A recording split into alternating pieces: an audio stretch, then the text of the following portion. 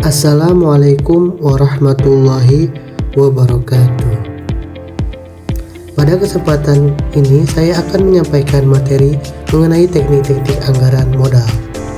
Materi ini membahas bagaimana perusahaan mengevaluasi investasi jangka panjang agar keputusan yang diambil dapat memberikan keuntungan dan keberlanjutan usaha. Pengertian anggaran modal.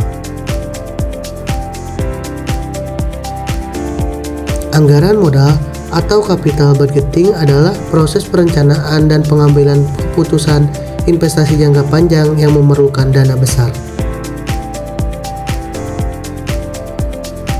Modal sendiri merujuk pada aktiva tetap seperti mesin, bangunan, dan peralatan produksi yang digunakan dalam jangka panjang.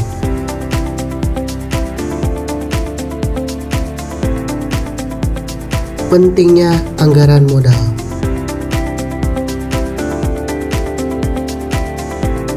Penganggaran modal memiliki peran yang sangat penting bagi perusahaan karena berdampak langsung pada masa depan perusahaan.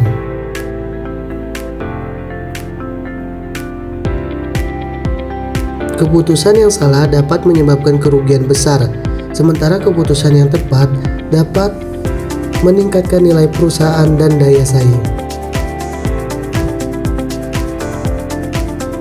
Tujuan anggaran modal. Tujuan utama penganggaran modal adalah untuk menentukan proyek investasi mana yang paling layak dijalankan.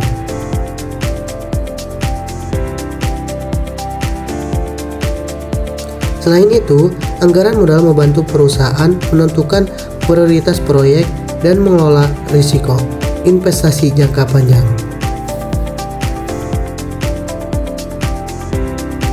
Klasifikasi teknik anggaran modal. Teknik anggaran modal dibagi menjadi dua kategori utama, yaitu teknik arus kas non-diskonto dan teknik arus kas diskonto.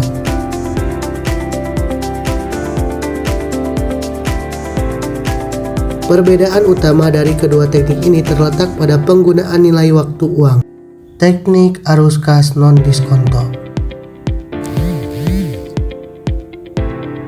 Teknik arus kas non-diskonto adalah metode evaluasi investasi yang tidak memperhitungkan nilai waktu uang. Artinya, uang hari ini dianggap memiliki nilai yang sama dengan uang di masa depan. Payback period.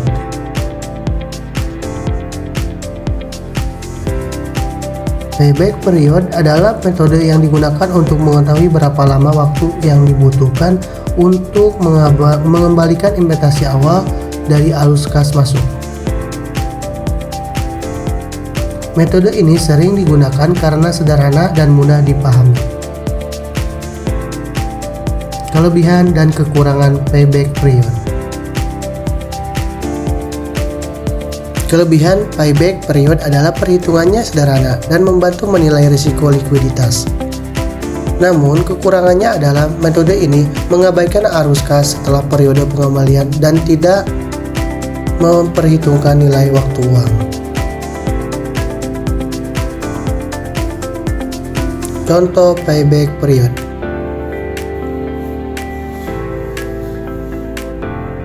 Sebuah perusahaan menginvestasikan uang sebesar 120 juta dan memperoleh arus kas 40 juta per tahun.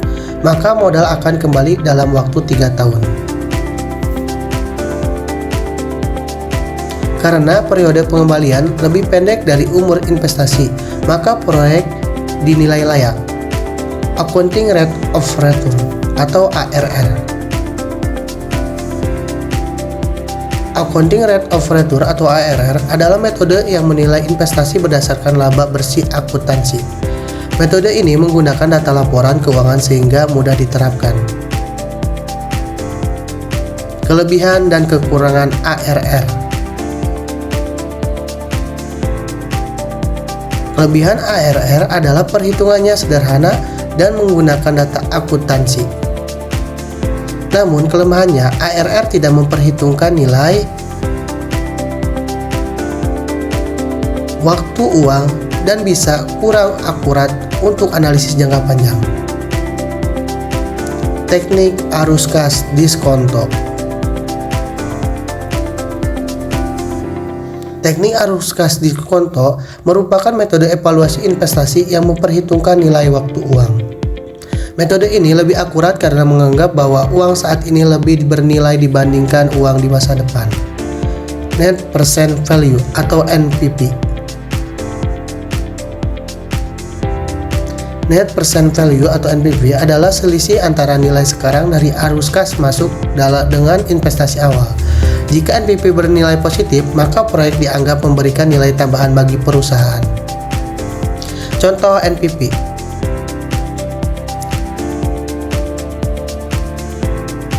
Dengan investasi awal 100 juta dan arus kas 30 juta per tahun selama 5 tahun, diperoleh NPV sebesar 13,7 juta. Karena NPV positif, maka proyek tersebut layak untuk dijalankan. Internal Rate of Return atau IRR. Internal Rate of Return atau IRR adalah tingkatan diskonto yang membuat nilai NPV sama dengan 0. Proyek dinyatakan layak apabila IRR lebih besar dari biaya modal perusahaan. Contoh IRR.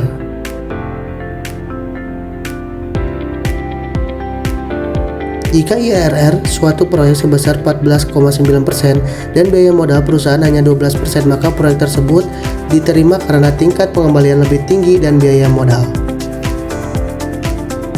Profitability Index atau PI. Profitability Index atau PI adalah perbandingan antara nilai sekarang arus kas masuk dengan investasi awal. Jika PI lebih besar dari 1, maka proyek dinyatakan layak. Contoh PI.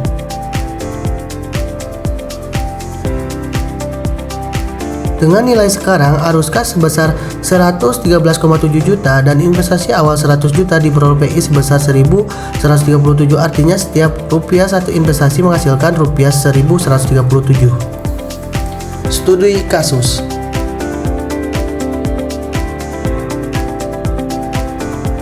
Selanjutnya, saya akan membahas satu studi kasus untuk memperjelas penerapan teknik anggaran modal dalam pengembalian keputusan investasi.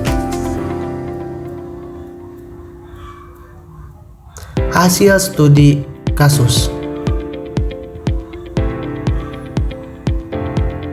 Berdasarkan hasil perhitungan payback period, NPV, IRR, dan PI, seluruh metode menunjukkan bahwa proyek tersebut layak untuk dijalankan.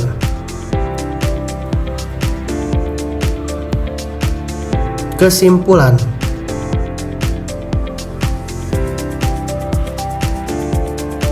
Teknik anggaran modal sangat penting dalam mengevaluasi investasi jangka panjang.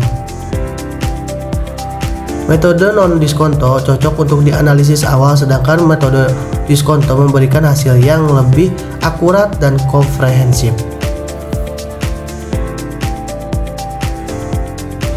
Demikian penjelasan mengenai teknik-teknik anggaran modal. Semoga materi ini dapat membantu dalam memahami pengembalian keputusan investasi. Terima kasih atas perhatiannya, Bapak atau Ibu dosen. Wassalamualaikum warahmatullahi wabarakatuh.